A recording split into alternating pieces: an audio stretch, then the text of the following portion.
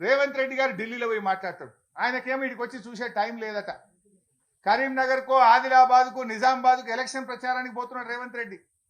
Helicopter వేసుకొని ఆయన election ప్రచారానికి పోతే ఈ మంత్రి గారు నాకు హెలికాప్టర్ లేదని నేను హైదరాబాద్ ఉన్నాడు. హెలికాప్టర్ ఉంటేనే వస్తాడు ఇంటికి. ఒకనాడు హెలికాప్టర్ దొరకలేదు. రేవంత్ రెడ్డి వేసుకొని ఎలక్షన్ ప్రచారానికి పోతే ఉత్తమ్ కుమార్ రెడ్డి గారు హెలికాప్టర్ లేదని హైదరాబాద్లో ఉన్నాడు. ఆ రోజు రాలే. అంటే ఈ ముఖ్యమంత్రి గారికి, ఈ ప్రభుత్వానికి 8 మంది ప్రాణాలు ముఖ్యమా, ఎన్నికల ప్రచారం ముఖ్యమా? What is that you are doing? ఎట్లా పోతాడు? ఎందుకు రేవంత్ రెడ్డి గారు ఇక్కడికి రాలేదు? ఎందుకు ఒక లైన్ ఆఫ్ డైరెక్షన్ ఇవ్వడంలో ఫెయిల్ అయిండు? ఎందుకు రేవంత్ రెడ్డి గారు సమీక్షించలేదు ఇక్కడికి వచ్చి? ఎందుకు ఆ కుటుంబాలను ధైర్యం చెప్పే ప్రయత్నం చేయలేదు? నేను అడుగుతా ఉన్నా.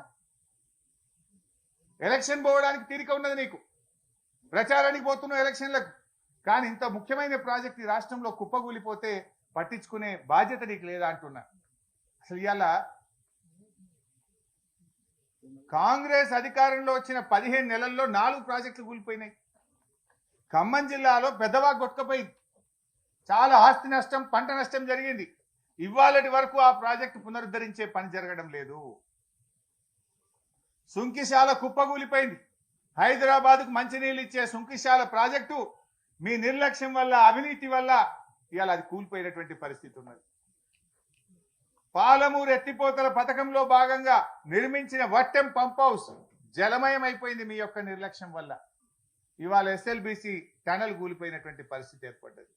4 ప్రాజెక్టులు కూలిపోయినాయి మీ 15 నెలల్లో. ఏం చేస్తుంది ప్రభుత్వం? నేను అడుగుతా ఉన్నా.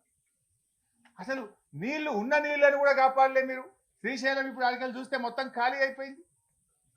మనకు శ్రీశైలం మీద మహబూబ్ నగర్ జిల్లా కల్వకుర్తి, నెట్టంపాడు, భీమా దాదాపు 2,50,000 ఎకరాలకు నీళ్లు రావాలి. మంచినీళ్లు మొత్తం ఉమ్మడి మహబూబ్ నగర్ జిల్లాకు కూడా దీని మీదనే ఆధారపడ్డది.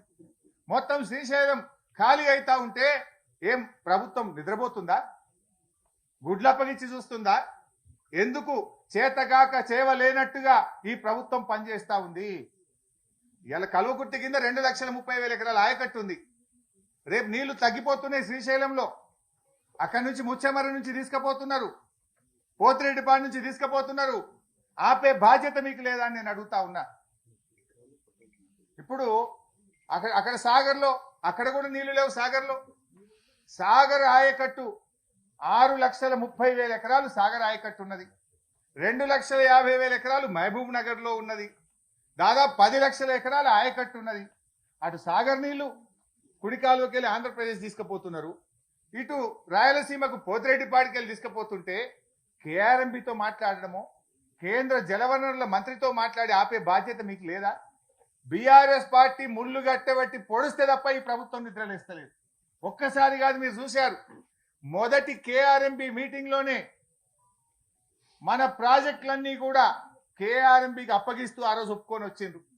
వెంటనే మా నాయకుడు కేసీఆర్ స్పందించి 10 ఏళ్లు మేము అప్పజెప్పలేదు, సెక్షన్ 3 కింద కృష్ణా నదీ జలాల పంపిణీ అయ్యే వరకు ప్రాజెక్టులు ఇవ్వమని చెప్పినాం, నువ్వు ఎట్లా ఇస్తావు అని కేసీఆర్ గర్జిస్తే అప్పుడు మేల్కొని అసెంబ్లీ పెట్టి లేలే మేము ప్రాజెక్టులు ఇవ్వం, మేము వాపస్ తీసుకుంటున్నాము అని అసెంబ్లీలో ఏకగ్రీవ తీర్మానం చేసిండ్రు. ఎప్పుడు? కేసీఆర్ గర్జిస్తే మీరు తీర్మానం చేసిండ్రు. రెండవది, చంద్రబాబు నాయుడు గారు గోదావరి నీళ్లను ఆంధ్రాకు తీసుకుపోయే ప్రయత్నం చేస్తా ఉన్నాడు. ఆయన గోదావరి బంకచెర్ల లింకు పెట్టి 150 టీఎంసీల రిజర్వాయర్ కట్టి ఉన్న గోదావరి నీళ్లను కూడా ఆంధ్ర తీసుకుపోతుంటే కూడా ఈ ప్రభుత్వం నిద్రపోయింది. ఆ రోజు నేను ప్రెస్ మీట్ పెట్టి ఏం చేస్తున్నారు, ఆయన 2 సార్లు నిర్మలా సీతారామన్ గారికి ఉత్తరం రాసిండు, బడ్జెట్ లో నిధులు పెట్టిండు, ప్రణాళికలు తయారు చేసి ముందుకు పోతా ఉంటే కనీసం అపోజ్ చేసే బాధ్యత మీకు లేదా అని చెప్పి మేము ప్రశ్నిస్తే అప్పుడు బ్యాక్ డేట్ వేసి 3 రోజుల కింద డేట్ వేసి ఉత్తరం రాసిండు. ఇదే ఉత్తమ్ కుమార్ రెడ్డి గారు. 3 రోజుల కింద డేట్ వేస్తావా నువ్వు?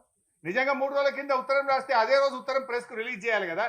నేను ప్రెస్ మీట్ పెట్టినాక 2 గంటలకు ఆదరబాదరగా ప్రెస్ మీట్ పెట్టి బ్యాక్ డేట్ వేసి లేలే ఈ ప్రాజెక్ట్ మేము అపోజ్ చేస్తున్నామని అప్పుడు ఉత్తరం రాసిండు ఈ ఉత్తమ్ కుమార్ రెడ్డి. అంటే రాష్ట్ర ప్రయోజనాలు మీకు పట్టవు, మీకు ఆపస్ల కొట్లాటున్నది, కుర్చీల కొట్లాటున్నది. మూడవది, మొన్న కృష్ణా జలాలు ఉన్న నీళ్ళని కుడికాలువ ద్వారా రోజు 10,000 టీఎంసీలు పోతున్నాయి. 10,000 క్యూసెక్కులు రోజు పోతా ఉన్నాయి కుడి కాలువతోని. అటు రాయలసీమ తీసుకుపోతున్నారు. మన పంటలు ఎండిపోతాయి. 10 లక్షల ఎకరాలు ఉంది. హైదరాబాద్ మంచినీళ్లు, ఉమ్మడి నల్గొండ జిల్లా, ఉమ్మడి ఖమ్మం జిల్లా, ఉమ్మడి మహబూబ్ నగర్ జిల్లా, మహబూబాద్ జిల్లా, రంగారెడ్డి జిల్లాకు మంచినీళ్ళకి తిప్పలవుతుంది. ఏం చేస్తున్నాయి అంటే అప్పుడు కేఆర్ఎంబి చైర్మన్ దగ్గరికి పోయింది ఉత్తమ్ కుమార్ రెడ్డి. నేను అడిగినాక తెల్లారి మీటింగ్ పెట్టిండ్రు. ఏమని? సెక్రటరీల మీటింగ్. అరే మా తెలంగాణకు అన్యాయం అవుతుంది, నీళ్ళని పోయింది అని గప్పుడు నిద్రలేసారు. అంటే ప్రతిపక్షం ప్రశ్నిస్తే తప్ప ఈ ప్రభుత్వం స్పందించడం లేదు. రాష్ట్ర ప్రయోజనాలు కాపాడడంలో ఈ ప్రభుత్వం పూర్తిగా ఫెయిల్ అయిపోయింది, విఫలం చెందింది. అది కేఆర్ఎంబికి ప్రాజెక్టులు అప్పచెప్పడమైనా, గోదావరి జలాలు రాయలసీమకు తరలించే విషయంలోనైనా, కృష్ణా జలాలను తమ వాటా కంటే ఆంధ్రప్రదేశ్ ఎక్కువ తరలిస్తుంటే దాన్ని ఆపడంలో, రాష్ట్రం యొక్క హక్కులు కాపాడడంలో ఈ ప్రభుత్వం పూర్తిగా ఫెయిల్ అయిపోయింది.